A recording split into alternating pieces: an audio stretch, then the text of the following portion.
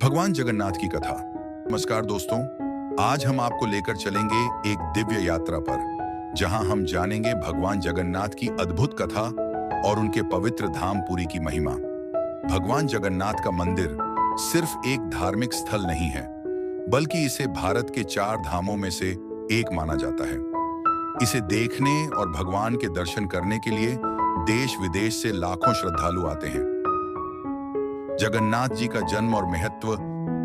भगवान जगन्नाथ, जिन्हें भगवान विष्णु का अवतार माना जाता है, कि यह कथा महाभारत और पुराणों से जुड़ी है।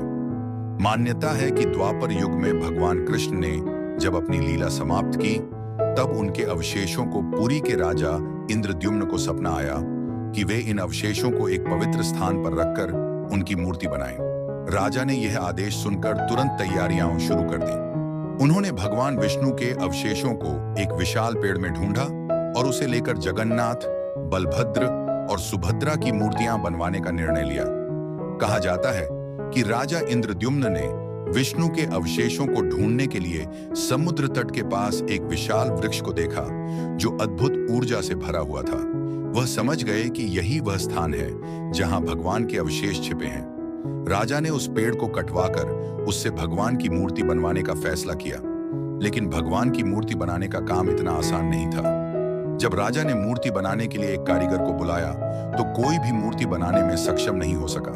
अंत में भगवान विष्णु ने स्वयं एक वृद्ध कारीगर के रूप में प्रकट होकर राजा से कहा कि वह मूर्ति बना सकते हैं, लेकिन एक शर्त होगी। वह 21 दिनों तक एक कमरे में बंद रहकर मूर्तियां बनाएंगे और कोई भी उन्हें उस समय के दौरान नहीं देखेगा। राजा इंद्रद्युम्न ने इस बात को स्वीकार किया और कारीगर को एक कक्ष में बंद कर दिया।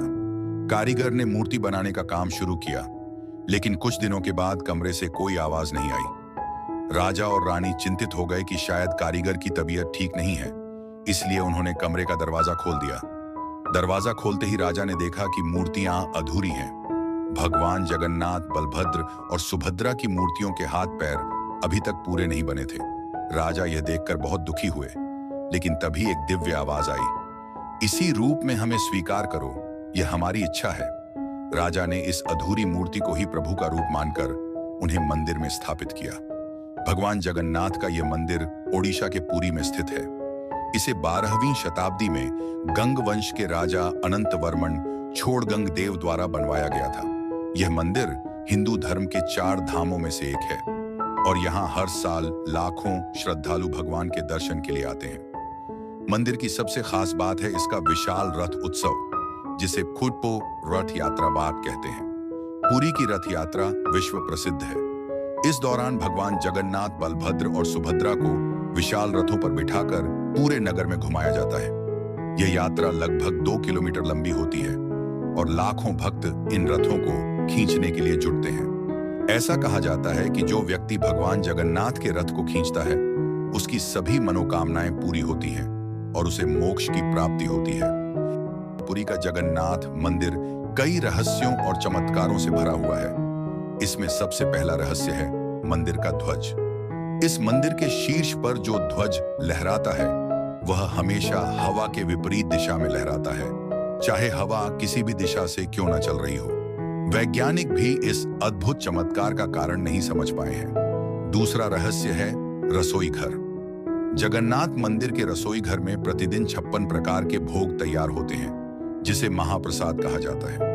यह प्रसाद हजारों श्रद्धालुओं में बांटा जाता है और खास बात यह है कि कभी भी प्रसाद की कमी नहीं होती, चाहे कितने भी लोग आए। जगन्नाथ जी के महाप्रसाद की बात करें तो इसे बेहद पवित्र माना जाता है। प्रसाद के रूप में 56 भोग भगवान को अर्पित किए जाते हैं, जिसे 56 भोग के नाम से जाना जाता है। यह प्रसाद मिट्टी के बर्तनों में बनता है और विशेष रूप से लकड़ी की आग पर पकाया जाता है। मंदिर की मान्यता के अनुसार यहाँ प्रसाद ग्रहण करने से व्यक्ति को मोक्ष प्राप्त होता है और वह जीवन के दुखों से मुक्त हो जाता है। महाप्रसाद का वितरण मंदिर के भीतर और बाहर दोनों स्थानों पर होता है। मंदिर के भीतर इसे आनंद बाजार में बेचा जाता है, जहां भक्त प्रसाद लेकर भगवान का आशीर्वाद प्राप्त करते हैं। यह स्थान बेहद प्रसिद्ध है और यहां प्रसाद को खाना बेहद शुभ माना जाता है। रथ यात्रा का महत्व। पुरी की रथ यात्रा एक अद्भुत अनुभव है।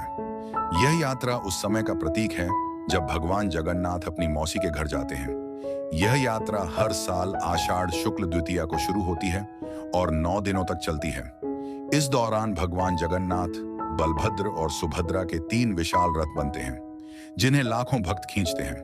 रथ यात्रा के दिन पूरे पुरी में उत्सव का माहौल होता है। इस दौरान लाखों श्रद्धालु भगवान के दर्शन के लिए आते हैं और इस दिव्य यात्रा का हिस्सा बनते हैं। रथों को खींचना बहुत ही पुण्य का कार्य माना जाता है और ऐसा कहा जाता है कि जो व्यक्ति इसे खींचता है उसे भगवान जगन्नाथ की विशेष कृपा प्राप्त होती है। जगन्नाथ जी के नाम का अर्थ, भगवान जगन्नाथ का नाम जगन्नाथ 2 शब्दों से बना है, जगत और नाथ, जिसका अर्थ है जगत के स्वामी। वे केवल एक देवता नहीं बल्कि पूरे विश्व के रक्षक माने जाते हैं। उनके अनुयायी न केवल भारत में बल्कि विश्व के कई देशों में हैं। भगवान जगन्नाथ की यह अद्वितीय मूर्ति और उनकी लीला सृष्टि के सारे प्राणियों को एक साथ जोड़ने का प्रतीक है। तो दोस्तों, ये थी भगवान जगन्नाथ की अद्भुत और प्रेरणादायक कथा। उनका यह मंदिर, उनकी लीला और उनकी महिमा सब कुछ अद्वितीय है। ये सिर्फ एक धार्मिक स्थल नहीं बल्कि यह जीवन के गहरे रहस्यों को समझने का एक माध्यम भी है। जो भी इस धाम में आता है वह भगवान की अपार कृपा का अनुभव करता है और उसकी सारी मनोकामनाएं पूरी होती हैं। जगन्नाथ जी के दर्शन से हमें यह सीखने को मिलता है कि भक्ति, प्रेम और समर्पण से भगवान को पाया जा सकता है। आशा है आपको यह कथा पसंद आई होगी। अगर हाँ, तो इसे अपने दोस्तों के साथ जरूर साझा करें और हमारे चैनल को सब्सक्राइब करना न भूलें। मिलते हैं अगले वीडियो में, तब तक के लिए जय जगन्नाथ।